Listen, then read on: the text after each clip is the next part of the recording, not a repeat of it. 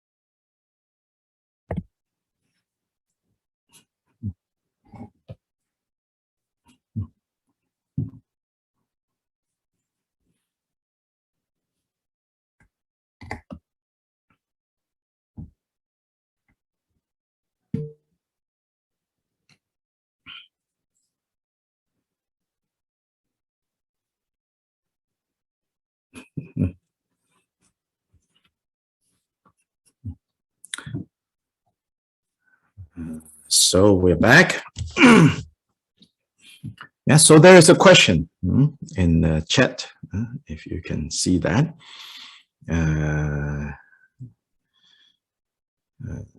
So the question is that,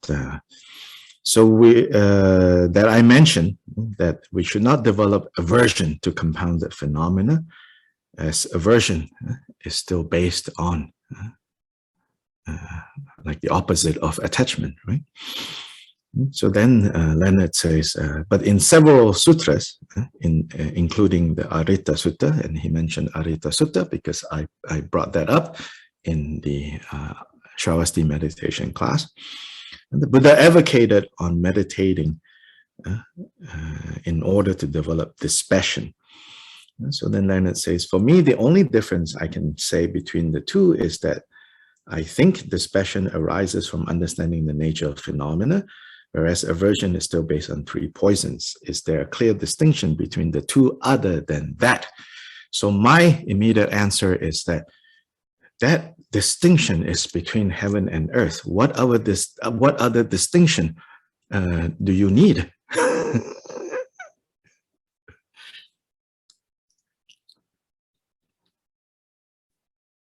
Dr. Lai, may I know which sutra is that?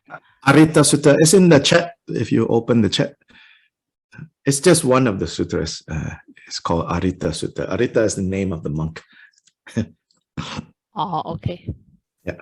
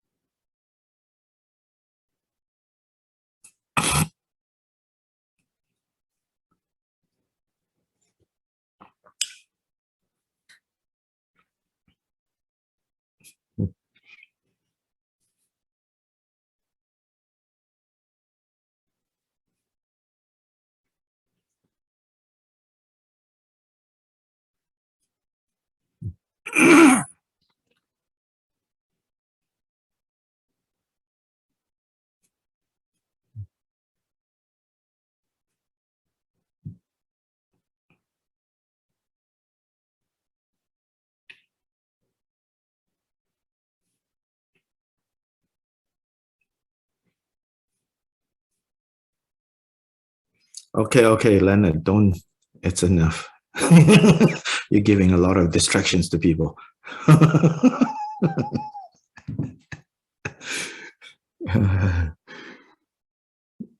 But it doesn't matter, you know, which sutta it is. It's as I already said, in general, the style, the flavor of Buddhist teachings is to advocate, kind of like be suspicious of, you know, compounded phenomena.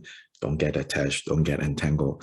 So I said, you know, it's easy to get confused and think, oh, I should develop aversion towards samsaric phenomena. It's not so much that. Dispassion, since that word has been brought up, at least in English, dispassion means it's like the passion that is losing steam. Yeah, it's not like develop aversion. But sometimes people even translate as develop aversion. But you have to think, you know, does it make sense that the Buddha is teaching you to hate the world? No.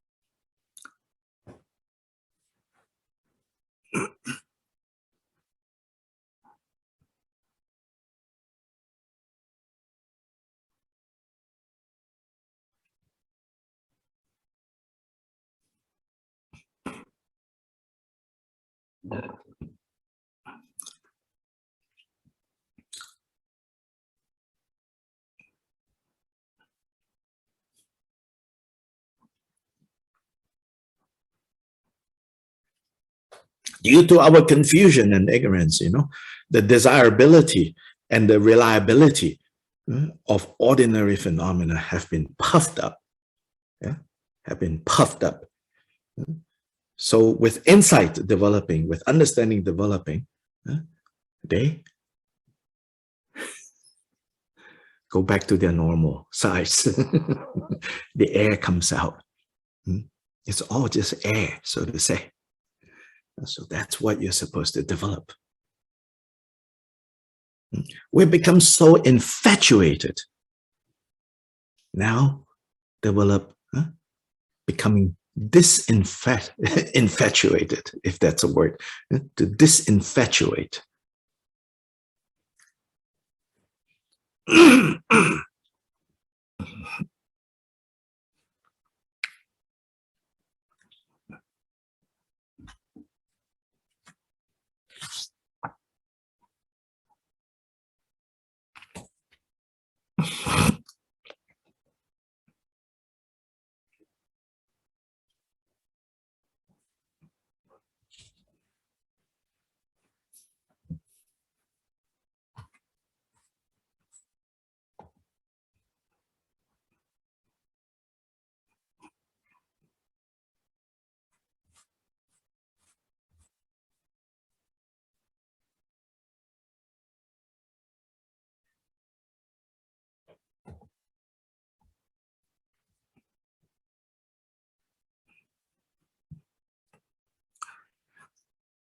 Stanza 21.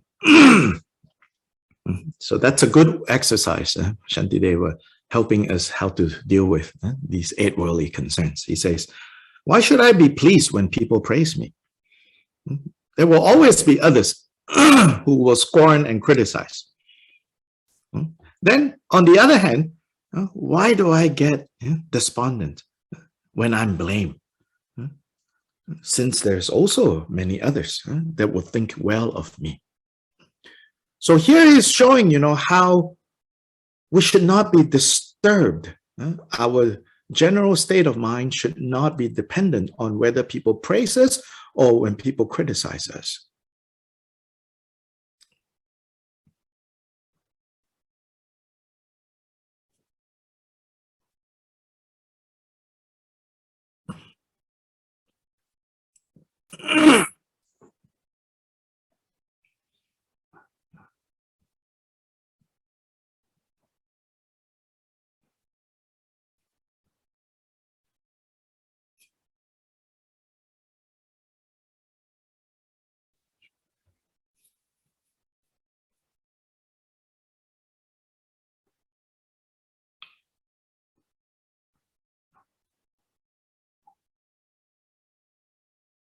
Or as Jongsa Khyentse Rinpoche said, when he was a child and being trained by his teacher, Dilgo Khyentse Rinpoche. So he says, every time somebody complains about him, Dilgo Khyentse Rinpoche would directly tell him and say, hey, today, so-and-so came and told me that you have been really naughty. He's a prankster, Jongsa Khyentse, well, even now. But when he was a child, he's always causing trouble, But his teacher, uncharacteristic of Tibetan style. Tibetan style is never directly say anything. A lot of Asian style is like that. But the Dilgo Khyentse Rinpoche will directly tell him, even who, not just somebody came. So-and-so came this morning to complain to me about you behaving so-and-so. And so he said, there was a time where he was very upset and angry. And then Khyentse Rinpoche said to him, what you're feeling right now, you should understand. Whenever you hear someone blaming you, you can quite easily go find, 10 people, 100 people who will defend you. Likewise, whenever, somebody praise you, if you look hard enough, you can easily find 100 people, 10 people that will criticize you. So whether it's praise or blame, remain unchanging. Equanimity. That way you're stable. So remember, these teachings here is on the chapter of samadhi, stable, unaffected. Not unaffected because you have closed your ears, closed your eyes, closed your nose, closed your mouth. Not that kind of blind unaffectedness, but an unaffectedness that comes from wisdom. See, again, now this is the difference between, right? Ignorant, not knowing, and not caring. And not caring because of wisdom.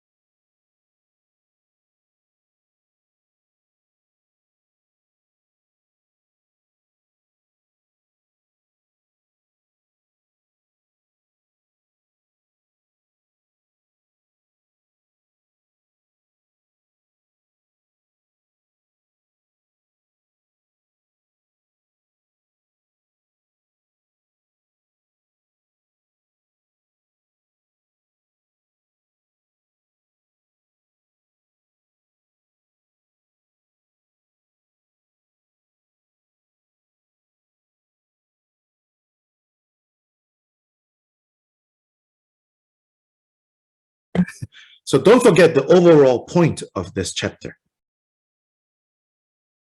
The purpose of developing this passion towards compounded phenomena, towards people, towards things, towards the 8 worldly concerns.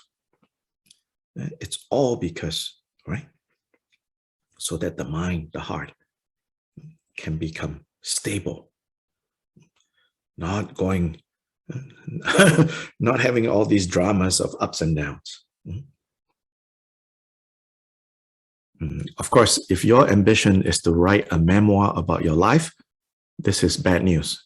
Memoirs are only exciting if there's a lot of drama. Sorry, your life will not turn up in a TV series or a movie because it's no drama. So this is what Buddha is teaching us, no drama. Again, it cannot mean no drama because you are ignorantly not doing anything, but rather no drama because that's the other scenario of no drama. If you never leave your house, never interact with the world, then nobody cares about you. You could be suffering like crazy, right? But basically, it's no drama because nobody can see. Of course, there's a lot of internal drama, but that's not what Shantideva is advocating. And Shantideva's no drama is one that comes from understanding, comes from wisdom.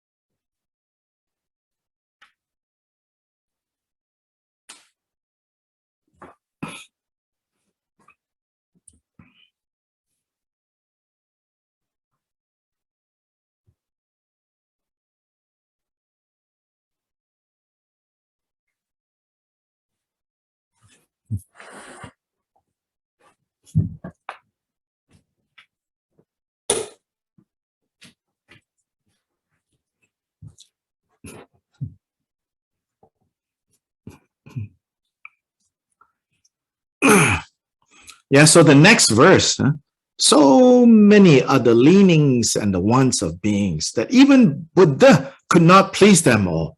Of such a wretch as me, no need to speak. I'll give up such concerns with worldly things.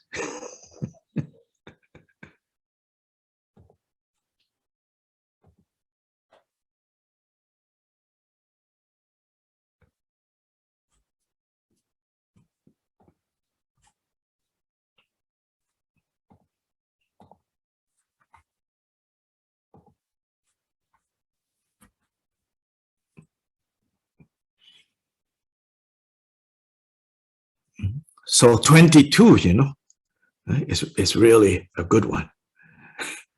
And then I think especially, if you are involved in like supporting a Dharma center, things like that.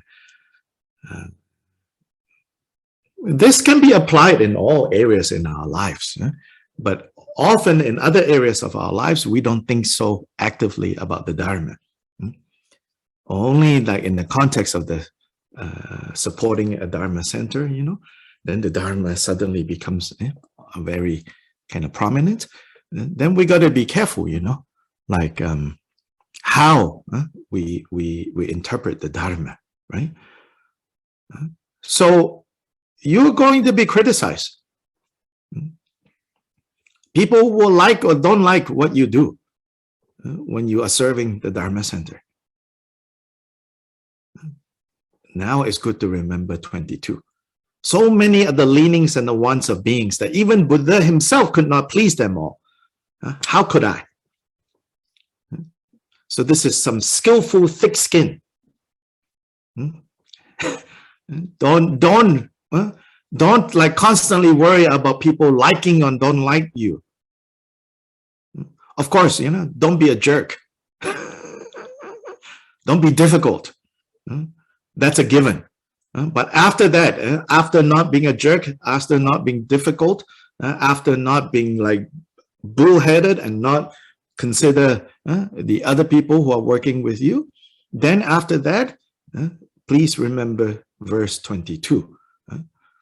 After that, don't be so concerned about because some people will like, some people won't like.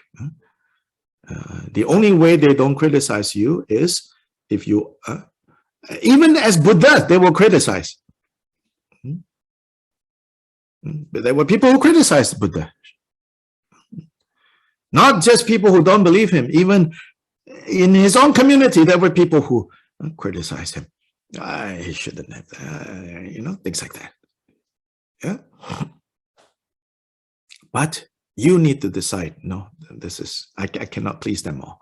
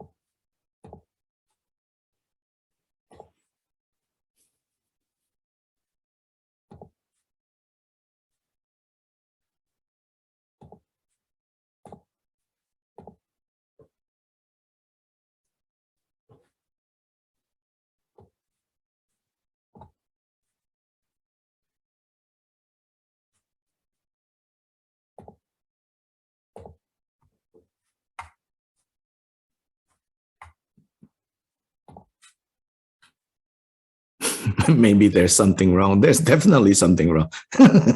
The camera is going crazy.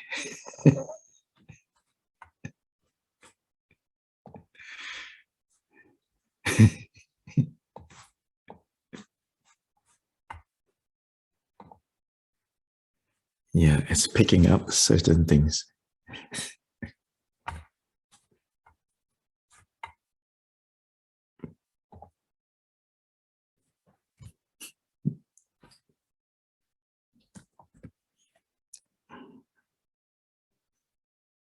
Yeah, so basically, again, 22, the likes and dislikes of this world, with people, it's endless. So we should not go about, because a lot of times, like, again, when we, especially in the context of serving the Dharma Center, and then in also other areas of our life, it applies just as much. Often what we don't see, what we don't want to admit is, as we're going about doing our thing, we're not just doing our thing. In fact, we a lot of times are fishing for approval. We're not just purely wanting to get things done. In fact, we are fishing for approval. We want people to validate us. We want people to make us feel good. Here, the Buddha is saying, Shantideva is saying, if you do that, there's no end to this. There's no end to this.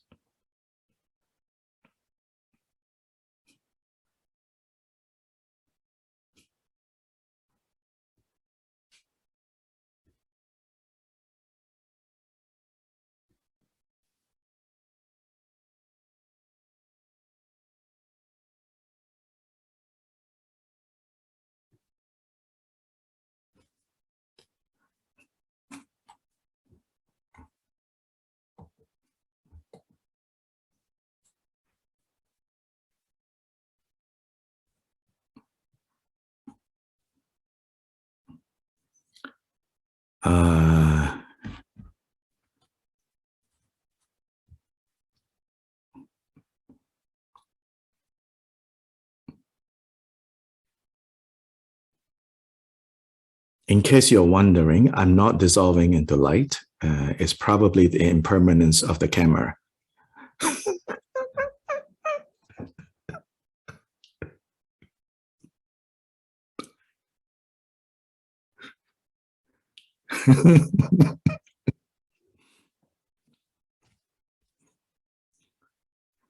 Yeah, so when good conditions die. So here's an example.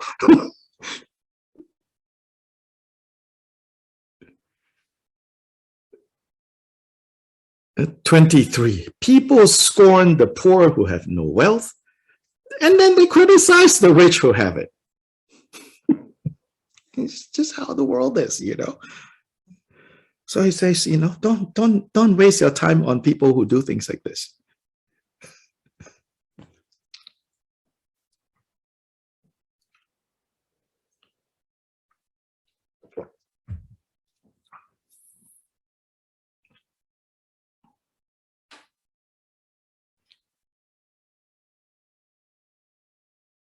Don't seek validation from such people.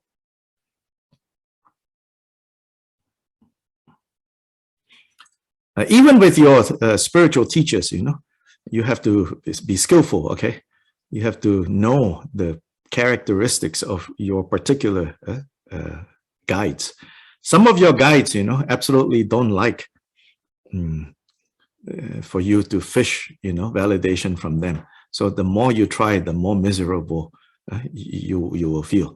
And then some guides, you know, are very good at giving validation. Then if you need it, you can get it from them, you know. So you have to be skillful.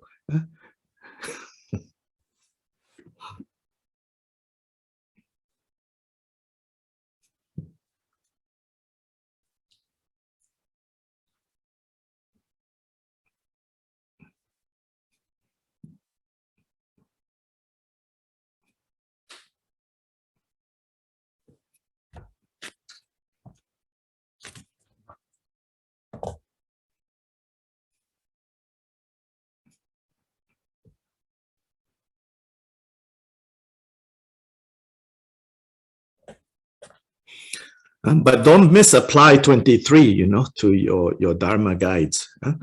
What pleasure can derive from keeping company with people such as these, so difficult to please, you know?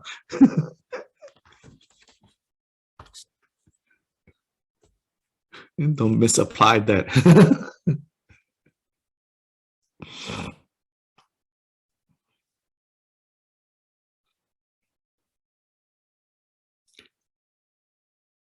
In general, I think spiritual guides, Dharma guides, should at least pretend to be easily pleased, if in fact they are not, but at least pretend to be easily pleased.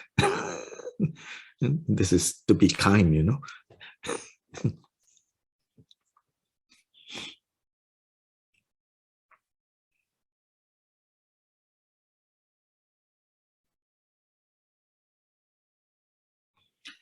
"24. In kindness, childish beings take no delight."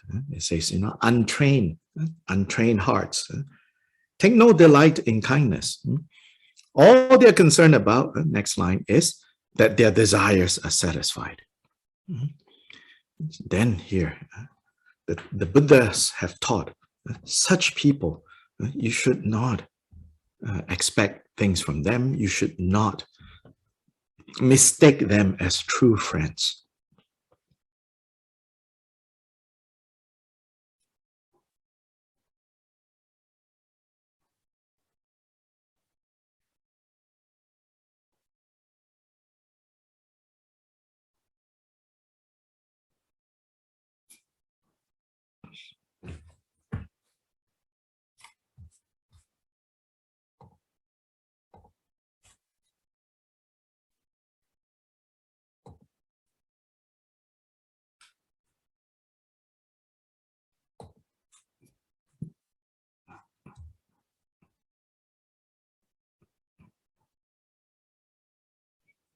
Yeah, so it's true, you know. We will encounter, you know, people and situations like this. When we say that they're not true friend, neither should we turn them into true enemies, you know. They are also not enemies.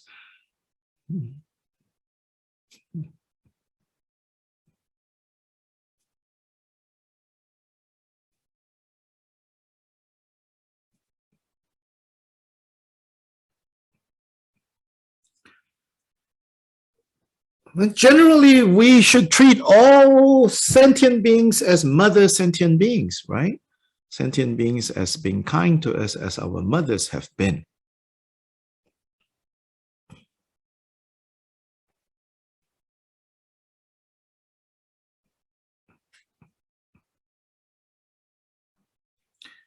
And that expression, mother sentient beings, is an expression of recognizing the kindness of all beings.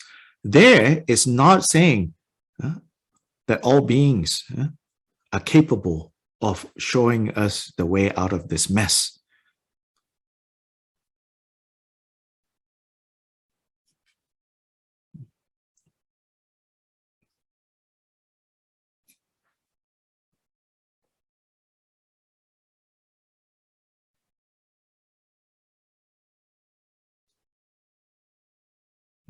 But, you know, even as we see how certain people, certain persons, you know, in fact, they are not true friends, but we don't develop aversion towards them. We have to remember, this is a mother sentient being.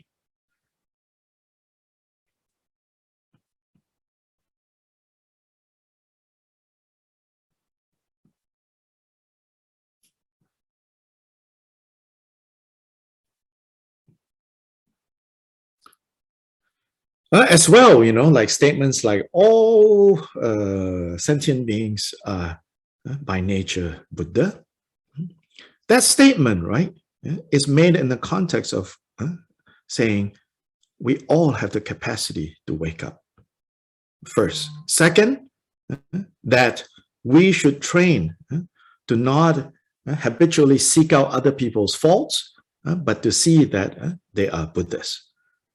But that statement should not then result in, oh, all sentient beings can be my guide. Oh no, they are often as lost as you are, if not more lost.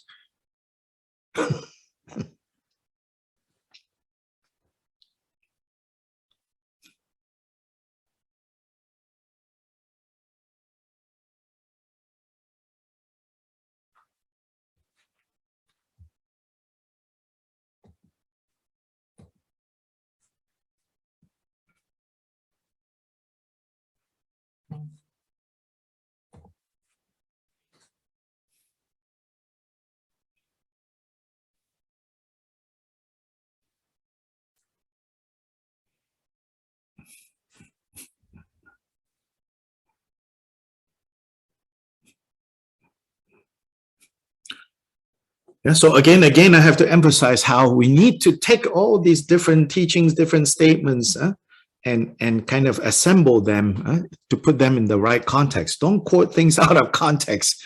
Then our Dharma practice should not be, you know, like wishy-washy, everything goes, nothing goes, you know. Seek clarity.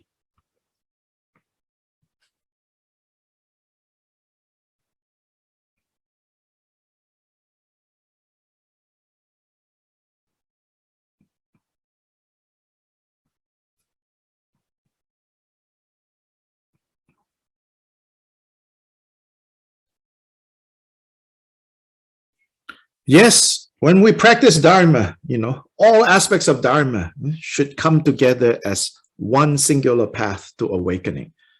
But that doesn't mean, you know, everything all mixed up and confused.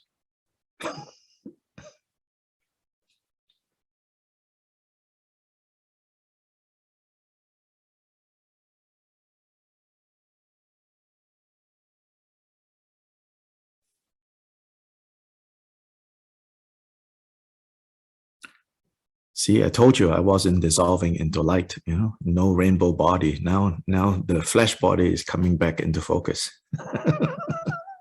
Also impermanent, unreliable.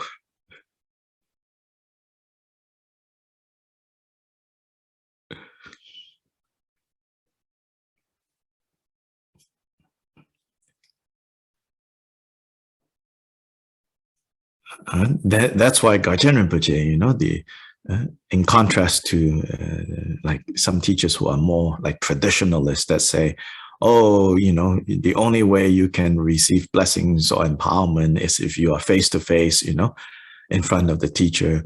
In contrast to that, he says, actually, actually, you know, this online thing, you know, can be even more powerful than face to face, he says, because you can see so well, you know, how illusory nature of experiences.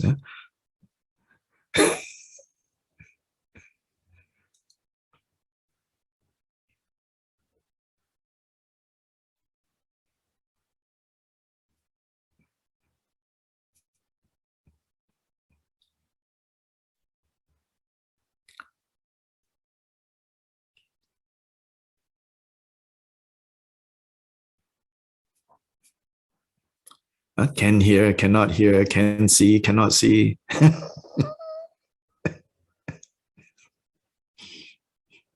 Can understand, cannot understand.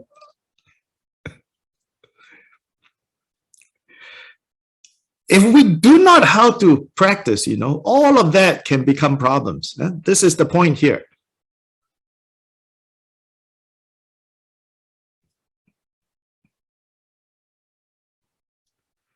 If we know how to practice, none of that need to become a problem.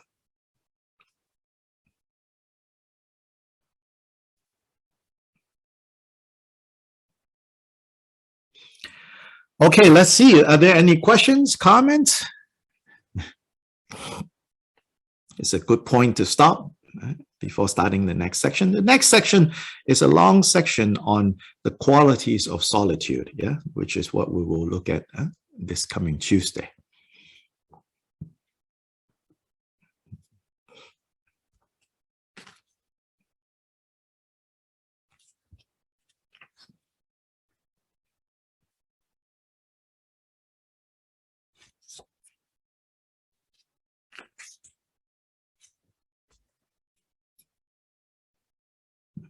Yes.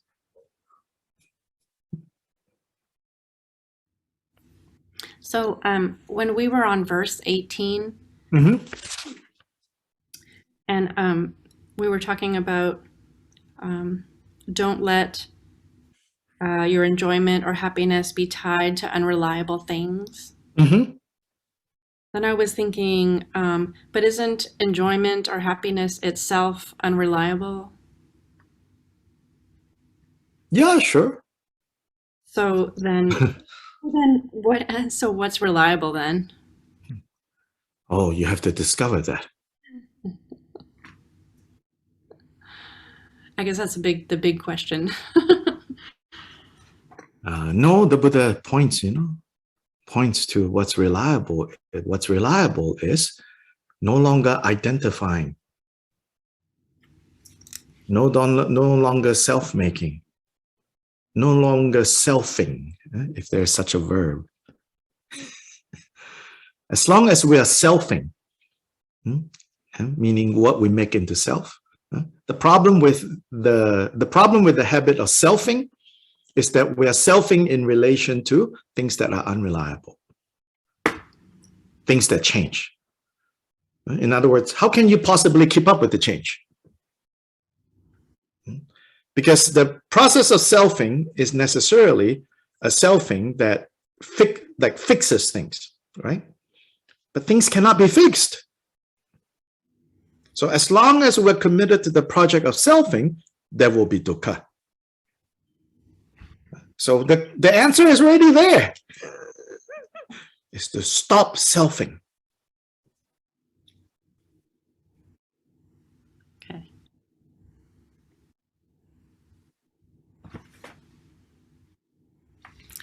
Yeah, the only two answers I could come up with were death and impermanence. Say what? The only two answers that I thought of as to the question of, so what is reliable, is impermanence and death. Also unreliable. Death is not something fixed. When will it happen? Who knows? Mhm. Unreliable. Impermanence, you think is reliable? The definition of impermanence is unreliable. How can it be reliable? Also unreliable.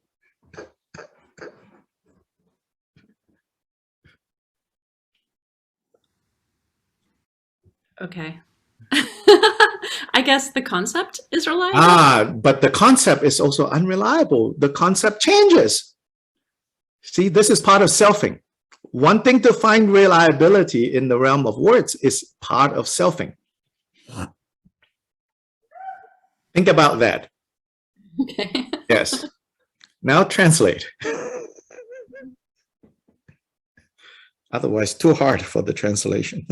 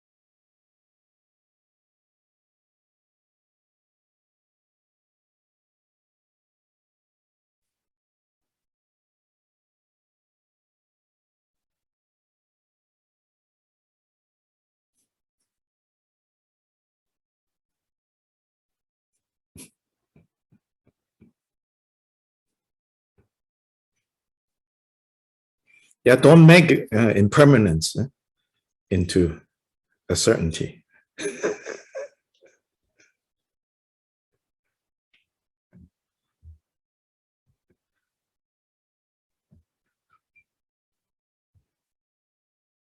Don't turn death, into the only certainty either.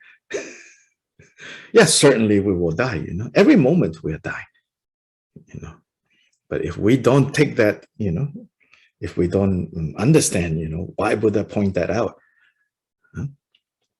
then it's easy to become very heavy. Going about, only death and impermanence is real.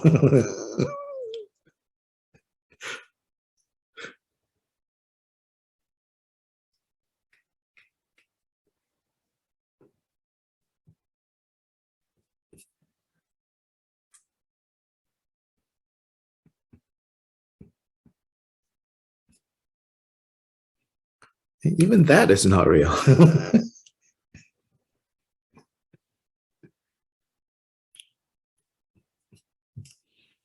Other questions or comments?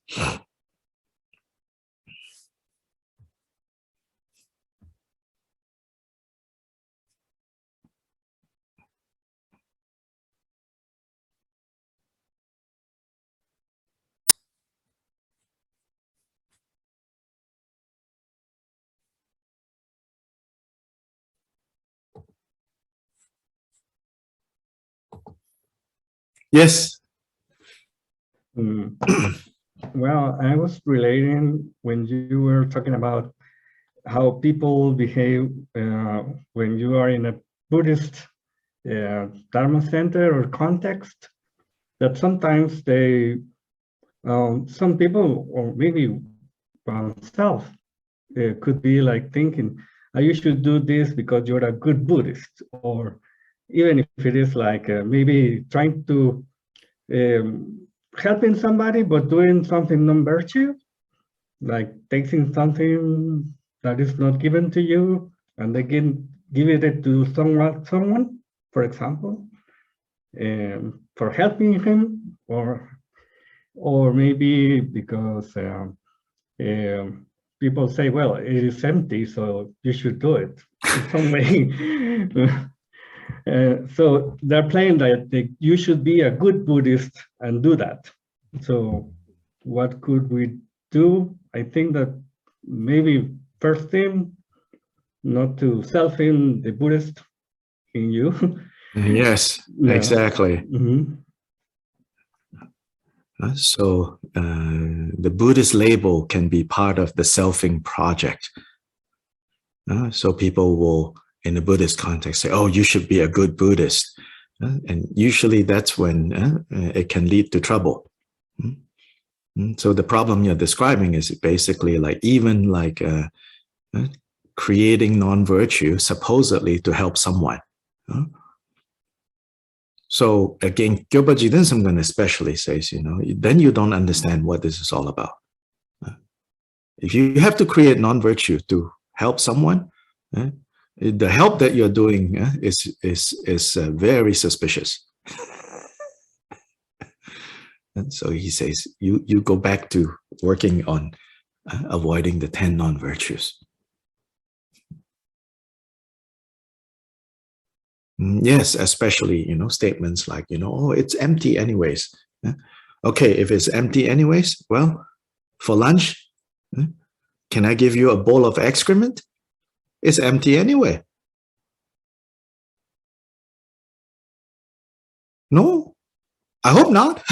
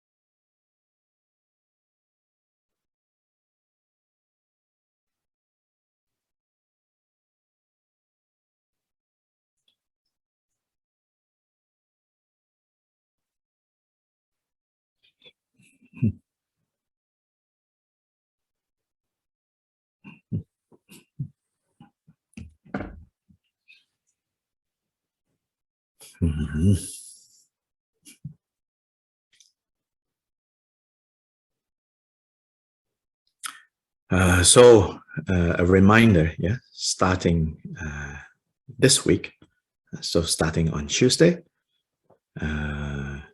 if you are in the Western Hemisphere, minus Guatemala people, no time difference, nothing changes. If you are in Asia, no change to your time. But anywhere else in the West, probably, class for you will begin 1 hour earlier. So for those of us who have the same time as New York City, then we start at 8. If your time zone is the same as Chicago, now you will start at 7.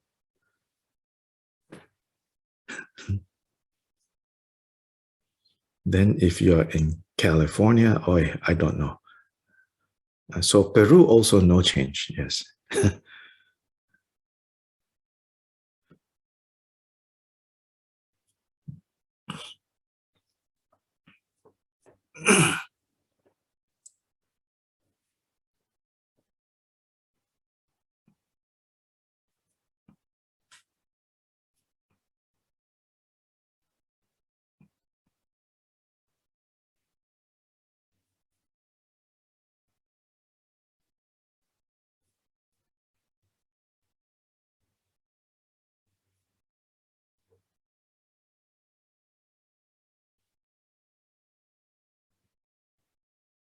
Good.